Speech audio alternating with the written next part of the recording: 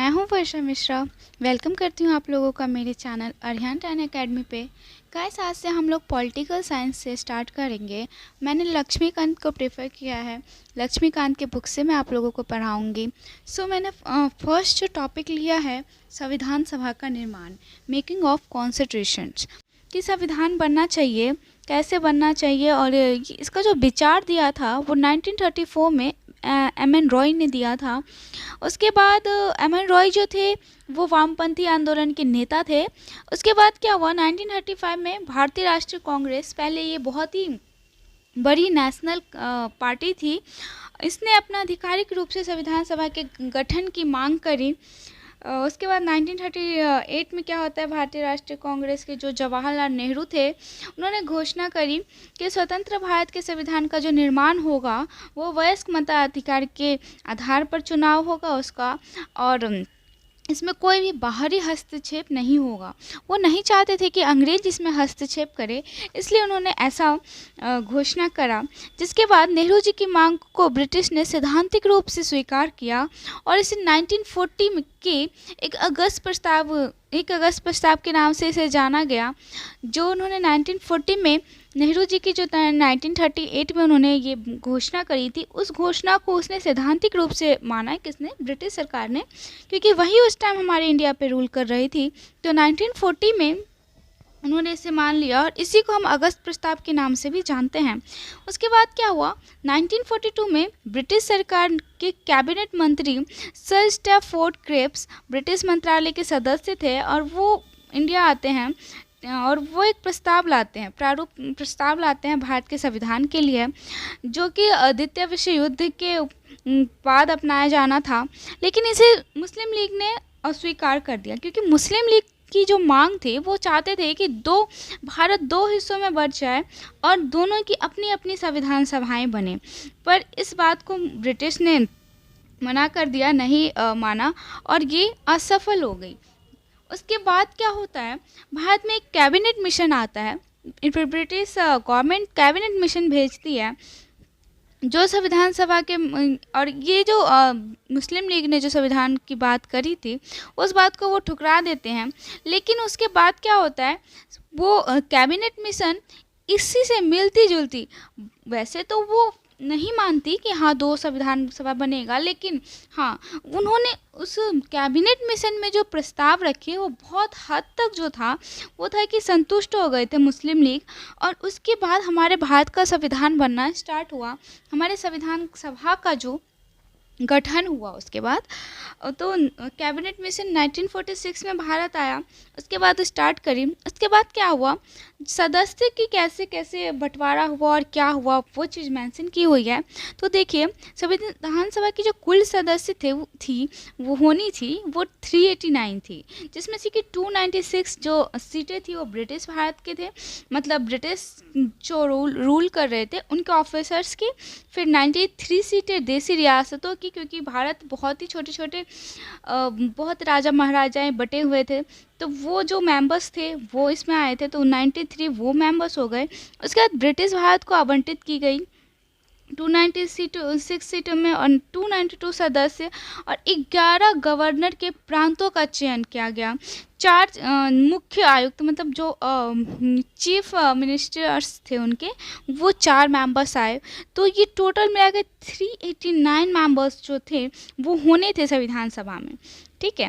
उसके बाद प्रांत व देसी रियासतें, इसकी बात जो मैंने आपसे डिस्कशन करी वही बात लिखी हुई है कि कैसे कैसे उसमें चुनाव होना था, कि जो हर प्रांत व देसी रियासत, मतलब जो छोटे छोटे राज्य के समूह थे उनके जो मेंबर्स थे उनका कैसे जो 90, क्योंकि उनकी जो सीटें थी वो 93 होनी थी, वो आपने ऊपर मेंशन किया हुआ आपने देखा। तो इन 93 मेंबर्स जो हैं वो कैसे चुन के आएंगे, तो इसके लिए था कि उनकी जो जनसंख्या की अनुपात है उसमें से सीटें आवंटित होनी थी। मोटे तौर पर ये कह सकते हैं कि 10 लाख लोगों पर एक सीट आवंटित की गई थी। मतलब अगर कोई राजा महाराजा हैं और वहाँ की जनसंख्या है तो 10 लाख लोग पर एक मेंबर चुन के आए थे उसके बाद उसमें, ठीक है। तो अब प्रत्येक ब्रिटिश को आवंटित की गई सीटों का निर्धारण कैसे हुआ, तो उसमें क्या हुआ, 3 प्रमुख समुदाय के बीच उनकी संख्या के अनुपात में किया जाना था। ये समुदाय थे मुस्लिम, सिख और सामान्य। मुस्लिम और सिख को छोड़कर, ठीक है, लास्ट में मुस्लिम चले जाते हैं इसलिए उन्होंने कहा मुस्लिम और सिख को छोड़कर। सो फोर्थ पॉइंट क्या है कि प्रत्येक समुदाय के प्रतिनिधियों का चुनाव प्रांतीय असेंबली में उनके समुदाय के सदस्यों के द्वारा किया जाना था और एक संक्रमणीय मत के माध्यम से वो होना था, प्रतिनिधित्व करना था, मतदान करना था। देशी रियासतों के प्रतिनिधियों का चयन रियासतों के प्रमुख से द्वारा किया जाना था। तो इम्पोर्टेंट इसमें क्या रहा कि कितने मेंबर्स थे, जो कि हमने ऊपर पढ़े, कितने मेंबर्स थे और कौन कौन से मेंबर कहाँ से थे, कितने मेंबर्स किस डिपार्टमेंट से थे, तो हमें ये बात ध्यान में रखनी होगी। उसके बाद क्या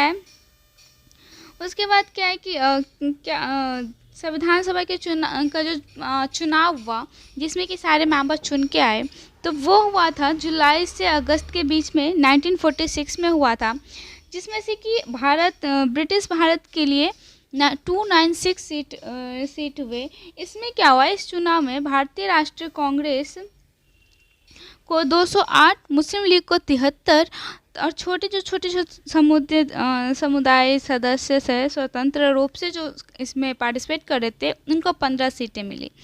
देशी रियासतें जो थी वो 93 सीटें जो उनको दी गई वो भर नहीं सकी, ठीक है, इतने मेंबर्स चुन के आ नहीं पाए और उन्होंने खुद को संविधान सभा से अलग रखने का निर्णय लिया था उस टाइम। फिर उसके बाद क्या हुआ, ये सारे मेंबर्स आए, इतना इम्पोर्टेंट नहीं है। उसके बाद देखिए कार्यप्रणाली, संविधान सभा की कार्यप्रणाली कैसे हुई, तो संविधान सभा की जो पहली बैठक थी वो 9 दिसंबर 1946 को हुई।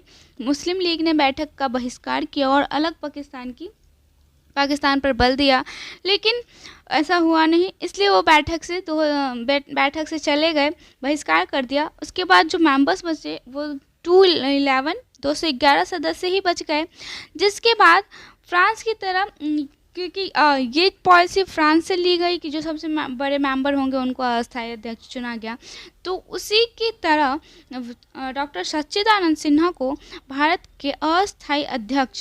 भारतीय संविधान सभा के अस्थायी अध्यक्ष के रूप में चुना गया। उसके बाद 2 दिन बाद डॉक्टर राजेंद्र प्रसाद को अध्यक्ष चुना गया, मतलब 11 दिसंबर को चुना गया। उसके बाद डॉक्टर HC मुखर्जी तथा TV कृष्णचारी सभा के उपाध्यक्ष निर्वाचित हुए और इसे हम ये भी कह सकते हैं कि 2 उपाध्यक्ष थे। तो ये उपाध्यक्ष जो हैं ये ज़्यादा इम्पोर्टेंट नहीं है और ना ही क्वेश्चंस पूछे जाते हैं इसके बारे में। राजेंद्र प्रसाद अध्यक्ष और सच्चिदानंद सिन्हा अस्थायी अध्यक्ष, इनके बारे में क्वेश्चंस बार बार आए हुए हैं, बार बार रिपीट होते हैं। तो इसके बाद क्या हुआ, नेहरू जी ने एक उद्देश्य प्रस्तावना के बारे में आप लोगों ने सुना ही होगा। उद्देश्य प्रस्तावना क्या था, ये एक संवैधानिक संरचना के ढांचे व दर्शन की झलक थी। इसमें संविधान में क्या होगा उस सबको मेंशन किया गया था एक छोटे रूप में।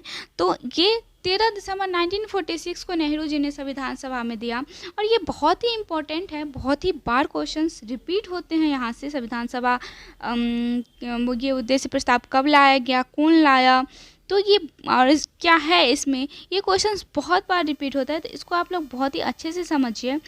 उसके बाद क्या होता है इसमें क्या उद्देशिका में क्या क्या था वो बातें मेंशन की गई है कि यह संविधान सभा के एक स्वतंत्र प्रभुत्व गणराज्य घोषित करती है, मतलब जो भी इसकी विशेषताएं रही संविधान की वो सारी बातें इन्होंने उद्देशिका में लिखा था और इस चीज़ को उन्होंने संविधान सभा में घोषणा करी। उसके बाद क्या हुआ, स्वतंत्रता अधिनियम द्वारा परिवर्तन क्या क्या हुए, तो ये सब ज़्यादा इम्पोर्टेंट है नहीं, यहाँ से क्वेश्चन ज़्यादा बनते नहीं हैं आपके। तो जहाँ से क्वेश्चन बनते हैं, देखिए ये इम्पोर्टेंट चीज़ जो है ये डाटा वाइज क्वेश्चंस हैं, ये बहुत बार क्वेश्चंस रिपीट होते हैं 1 नंबर के क्वेश्चंस में। सो ये आप लोगों को रिमेंबर होना चाहिए अपने नोट्स में, इसे ज़रूर मेंशन करिएगा कि 1949 में क्या हुआ था। तो राष्ट्रमंडल में भारत की सदस्यता का संपादन किया गया। उसके बाद 22 जुलाई 1947 को राष्ट्रीय ध्वज को अपनाया गया। 24 जनवरी 1950 को राष्ट्रीय गान को अपनाया गया। फिर 24 जनवरी 1950 को ही राष्ट्रीय गीत को अपनाया गया और 24 जनवरी 1950 को ही राजेंद्र प्रसाद को हमारे राष्ट्रपति के रूप में चुना गया। तो 3 बहुत ही प्रमुख काम हुए थे 24 जनवरी 1950 को। क्या हुआ था? पहला तो राष्ट्रीय गान को अपनाया गया, दूसरा राष्ट्रीय गीत को अपनाया गया और तीसरा राजेंद्र प्रसाद को राष्ट्रपति के रूप में चुना गया था। उसके बाद देखिए 2 साल 11 माह 18 दिन लगे हमारे भारत के संविधान बनने में। कुल 11 बैठकें हुई। संविधान निर्माताओं ने लगभग 60 देशों के संविधानों का अवलोकन किया। इसका मतलब ये है कि हमारे जो संविधान निर्माता थे वो 60 देशों का संविधान उन्होंने पढ़ा, उसको समझा और उसमें से जो भी इम्पोर्टेंट लगा और हमारे देश के लिए जो भी उपयोगी लगा उसे हमारे देश के संविधान में ऐड किया था। तो 60 टोटल 60 देशों के संविधान का अवलोकन किया। तो आप लोग समझ सकते हैं कि ये इतना इजी नहीं था। उसके बाद इसके प्रारूप को बनने में, इसके प्रारूप को विचार करने में 114 दिनों का ऊपर उन्होंने विचार किया। उसके बाद संविधान के कुल निर्माण पर जो खर्चा आया था उस टाइम वो 64 लाख था, 64 लाख रुपए का खर्च आया। उसके बाद 24 जनवरी 1950 को भारतीय संविधान की अंतिम बैठक हुई। इसके बाद सभा ने 26 जनवरी 1950 से 51-52 में हुए आम चुनाव के बाद बनने वाली नई संसद के निर्माण तक भारत की अंतरिम संसद के रूप में काम करती रही। उसके बाद देखिए क्या हुआ। इसके बाद कुछ इंपॉर्टेंट बातें बताई गई है इस चैप्टर में। ये बहुत ही इंपॉर्टेंट चैप्टर है आपका। क्वेश्चंस यहाँ से बहुत ज़्यादा बनते हैं, समितियों से क्वेश्चंस बनते हैं। तो देखिए समितियों को हमें याद रखने की बहुत ज़्यादा ज़रूरी है। संविधान सभा ने संविधान के निर्माणों से कार्यों को करने के लिए समितियों का गठन किया था। इसमें 8 बड़ी समितियां थी तथा अन्य छोटी थी। टोटल 13 समितियां बनी थी, ठीक है। तो 8 बहुत बड़ी समितियां थी और जो बाकी थे वो छोटे थे जिनके बारे में भी डिस्कस किया गया है। लेकिन ये 8 जो है ना वो बहुत ज़्यादा इंपॉर्टेंट है, तो ये हमें रिमेंबर रखना ही पड़ेगा। अब समितियों से क्या मतलब आप समझते हैं, क्या थी समितियाँ, तो उसके बारे में आप लोगों को कुछ बता दूं। देखो जैसे कि क्या हुआ था, हमारा संविधान बनना था और हमारे संविधान में क्या चीज़ ऐड होगा। जैसे कि हमने ऊपर पढ़ा कि 60 देशों के संविधानों का हमारे संविधान निर्माताओं ने अवलोकन किया, पढ़ा, समझा। तो उसके बाद हमारे देश के लिए क्या उपयोगी है, इस बात के लिए क्या हमारे देश जो अगर हम वहाँ से कोई लॉ लेते हैं, हमें अच्छा लगता है और हम अपने देश में लाते हैं, तो क्या हमारे देश को सूट करेगा, क्या हमारी जनता उस पर खरी उतरेगी, इस बात का जो निर्णय होता था वो समिति में होता था। जैसे कि आप मान लीजिए टॉपिक नागरिकता उठा के लाए, ठीक है, नागरिकता उठा के लाए, तो अब हमारे देश में कौन कौन से रूल हम ऐसे डालें कि वो जो नागरिकता का लॉ है वो हमारे देश पे सूट करे। तो उसके लिए क्या होता था, 5-6 लोग बैठते थे एक टेबल के बीच और बीच में अम्बेडकर बैठते थे जो कि ड्राफ्ट कमीशन के चेयरमैन थे। इस वजह से अम्बेडकर जी बैठते थे और उसकी नागरिकता के जानकार जो बंदे थे 4-5 वो बैठते थे और वो बोलते थे कि नहीं, अगर हम ऐसा करेंगे तो ये हमारे देश के लिए ठीक नहीं होगा, हमारे देश के लिए ये ठीक नहीं होगा, हमारे देश में अगर तो ऐसा नहीं था कि एज इट इज़ नागरिकता वहाँ उस देश से हमने उठाया और अपने देश में रख दिया, नहीं, ऐसा नहीं था। बहुत सारी बारीकियों को देखा गया था और जहाँ पर हमें लगा था कि ऐसे चेंज करना चाहिए वहाँ पर हमारे देश के निर्माताओं ने उसे चेंज करा। उसे जब हमारे देश को लगा कि हाँ ये अच्छे से हमारे देश के नागरिक समझ जाएंगे और फॉलो कर पाएंगे, तब जाके उसको हमारे संविधान में ऐड किया गया था। तो ऐसे ही 8 समितियां जो बहुत ही ज़्यादा इम्पोर्टेंट है वो देखिए कौन कौन से थे और कौन सी समितियों के कौन चेयरमैन रहे, तो उसके बारे में भी हमें याद करना पड़ेगा। संघ शक्ति समिति और संघीय संविधान समिति, इन दोनों के जो चेयरमैन थे वो जवाहरलाल नेहरू थे, ठीक है। उसके बाद प्रांतीय संविधान समिति सरदार वल्लभ भाई पटेल। प्रांतीय देखिए, जब राज्य रजवाड़े नहीं मान रहे थे कुछ राज्य रजवाड़े, तो उन्हें साम दाम दंड भेद सब कुछ अपना के नेहरू जी और सरदार वल्लभ भाई पटेल ने एक किया था, ठीक है। किसी को लालच दिया तो किसी को डराया, जो भी उन्होंने किया, बट उन्हें रजवाड़ों को इंडिया में मिलाने के लिए इन दोनों ने बहुत ही मेहनत करी थी।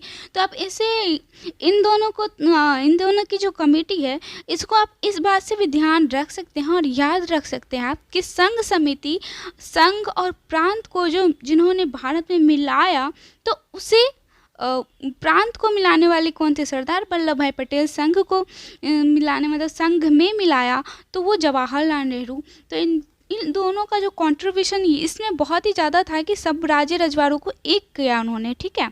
उसके बाद प्रारूप समिति, क्योंकि ड्राफ्ट कमीशन के मेंबर चेयरमैन B.R. अम्बेडकर थे, तो ये बहुत ही इम्पोर्टेंट है और ये बहुत बार क्वेश्चंस रिपीट होते हैं, तो इसको आप बिल्कुल भी स्किप मत करिएगा, इसको भी याद रखना बहुत ही ज़्यादा ज़रूरी है। उसके बाद मौलिक अधिकार, अल्पसंख्यक, जनजाति, इन सब का जो सलाह, इन सब के लिए जो समिति बनी, तो इसके लिए भी सरदार पटेल थे, क्योंकि उन्होंने इसको बहुत अच्छे से जाना था, समझा था। और इसमें देखिए, इसमें भी अलग अलग समितियां बनी, ठीक है। मौलिक अधिकार, अल्पसंख्यक और जनजातीय क्षेत्र, असम के लिए अलग रूल्स बने। तो इन सब के जो लोग थे कि ज़्यादा जानकार थे इस बारे में, उनको चेयरमैन यहाँ पर बनाया गया। तो ये बातें आप लोग नोट कर लीजिए और इसे रिमेंबर रखिए, क्योंकि ये क्वेश्चंस रिपीट होंगे आपके। उसके बाद प्रक्रिया नियमन समिति के जो चेयरमैन थे वो डॉक्टर राजेंद्र प्रसाद थे। आप इसे इस बात से ध्यान रख सकते हैं, लर्न रख सकते हैं कि जो अध्यक्ष थे वो कौन थे? डॉक्टर राजेंद्र प्रसाद। मतलब जो भी बातें होती थी समिति में, जो भी निर्णय होता था, उससे ला के संविधान सभा में राजेंद्र प्रसाद के सामने बोला जाता था। उसके बाद जो बाकी मेंबर्स होते थे वो वोटिंग करते थे कि हाँ ये नियम है, इस नियम पे ऐसा नियम है कि क्या ये नियम सही है, या आप लोग क्या चाहते हैं, अपना निर्णय दे। तो उस पर बाकी मेंबर्स जो होते थे वो वोटिंग करते थे, और जब अगर वो पास हो गया तो जाके वो हमारे संविधान में ऐड होता था। तो मतलब संचालन किसने किया, प्रक्रिया नियम किसने बनाया? तो राजेंद्र प्रसाद। उसके साथ आप संचालन भी याद रखिए, संचालन भी राजेंद्र प्रसाद का है, मतलब कि संचालन करने वाला और नियम बनाने वाला, ठीक है।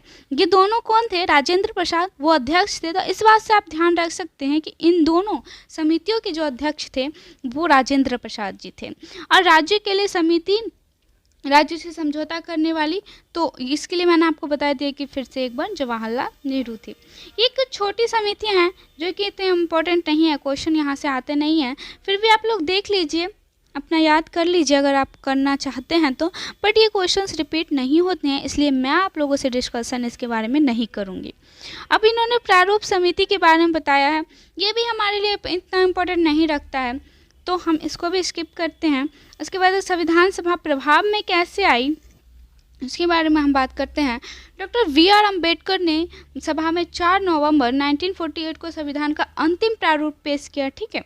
उसके बाद उन्होंने संविधान को पहली बार पढ़ा था, और इस सभा में इस पर 5 दिन तक चर्चा हुई, ठीक है। तो संविधान सभा में पहली बार कब पढ़ा गया? तो 4 नवंबर 1948 को। ये बात आप रिमेंबर रखिए, क्योंकि ये बहुत ही इम्पोर्टेंट है। उसके बाद 5 दिनों तक इस पर विचार हुआ, इस पर चर्चा हुई। उसके बाद 9 नवंबर 1949 को हमारा संविधान बन के तैयार हो गया था।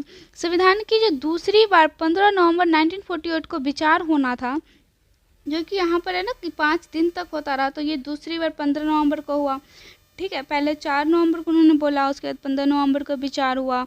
इसमें ये इतना इम्पोर्टेंट रखता नहीं है, बस आप इस बात को ध्यान रखिए कि पहली बार जो पेश करा उन्होंने अम्बेडकर जी ने, तो वो 4 नवंबर 1948 था। उसके बाद 4-5 मीटिंग्स होती है। उसके बाद 9 नवंबर 1949 को हमारा संविधान बनकर तैयार हो जाता है। उसके बाद 26 नवंबर 1949 को संविधान अपनाए गए संविधान में प्रस्तावना। अब देखो, अब हमारे क्या हुआ, हमारा हो गया, संविधान बनकर तैयार हो गया, सबने हस्ताक्षर कर दिए। कितने मेंबर्स ने हस्ताक्षर किए थे? तो 299 सदस्य उस टाइम थे। और उन्होंने जब जो संविधान बनकर फाइनली रेडी हुआ था, उस पर उन्होंने सिग्नेचर करे। 284 सदस्य उपस्थित थे उस टाइम, उस दिन मतलब 299 सदस्य तो थे, लेकिन 284 सदस्य उस दिन उपस्थित थे, तो उन्होंने हस्ताक्षर किए। उसके बाद 26 नवंबर 1949 को हमारा जो संविधान था वो बन गया। इसका सब कुछ हो गया कि फाइनल हो गया कि हमारा संविधान बन चुका है।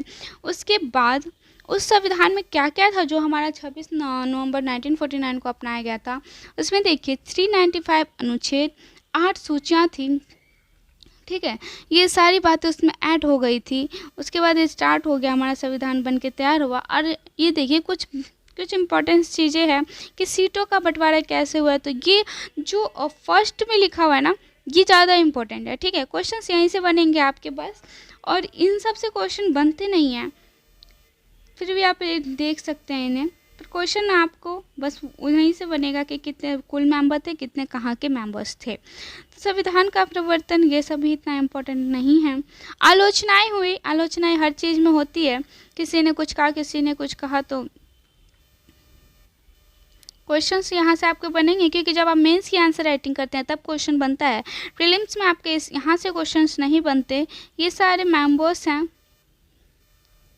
देखिए ये डेट आपको याद करने की बहुत ज़्यादा ज़रूरत पड़ेगी कि संविधान सभा के जो सत्र हुए वो टोटल 11 सत्र हुए, मतलब कि कितने कितने कब वो बैठक हुई थी, वो इसका मतलब ये है सत्र। तो ये कब हुई, टोटल 11 हुई, और जो उनका डेट है वो यहाँ पर मेंशन किया गया है। पहला कब हुआ, 9 से 23 दिसंबर तक चला, और उसके बाद दूसरा कब हुआ, 20 से 25 जनवरी तक चला। तो इस बात को आप अच्छे से याद रख सकते हैं। आप इसका स्क्रीनशॉट ले लीजिए या नोट डाउन कर लीजिए, बहुत ही इंपॉर्टेंट है, आप इसे याद रख सकते हैं। क्वेश्चन यहाँ से ज़रूर पूछे जाते हैं, लेकिन हाँ इतना ज़्यादा क्वेश्चन यहाँ से नहीं पूछा जाता है। उसके बाद आवश्यक तथ्य में आप देख लीजिए, हाँ यहाँ से क्वेश्चन 1-2 बन सकते हैं कि संविधान सभा द्वारा हाथी को प्रतीक बनाया गया था, ठीक है। जो संविधान सभा का लोगो था वो हाथी को बनाया गया था। उसके बाद B.N. रॉय संविधान सभा के संवैधानिक सलाहकार बने थे, कानूनी सलाहकार। उसके बाद अयंकर को सभा का सचिव नियुक्त किया गया था। तो ये सब हमने आगे भी पढ़ा है, क्वेश्चन ज़्यादा बनते नहीं हैं यहाँ से। तो हो गया आपका ये chapter complete. So I hope कि आप लोगों को अच्छे से समझ आया होगा। देखिए मैंने सब कुछ यहाँ पे नहीं किया है डिस्कशन, बट जो यहाँ पे इम्पोर्टेंट है, जो पेपर में आपके रिपीट होते हैं क्वेश्चंस, मैंने उनको बहुत ही अच्छे से आप लोगों को समझाया है। आप लोगों को अच्छे से ये बात समझ आ गई होगी, और ये सीधे लक्ष्मीकांत से मैंने पढ़ाया है। तो आप लोगों को सोर्स के बारे में बिल्कुल आप लोग श्योर रहें कि कोई भी डाटा मैंने गलत नहीं पढ़ाया है। और आपको डाटा याद करना होगा अगर आप वनडे एग्ज़ाम्स की तैयारी कर रहे हैं तो। और जो जो डाटा मैंने डिस्कस करा आप उसको ज़रूर नोट बनाइए और उसे लर्न करिए, क्योंकि वही बातें एग्ज़ाम्स में रिपीट होती है। सो आई होप अच्छा लगा होगा आप लोगों को, और अपना फीडबैक प्लीज़ मुझे अपने मेरे कमेंट बॉक्स में दीजिए। चैनल को सब्सक्राइब करिए और वीडियो को लाइक करिए अगर आपको पसंद आया और इससे कुछ भी फ़ायदा हुआ है तो। Thank you.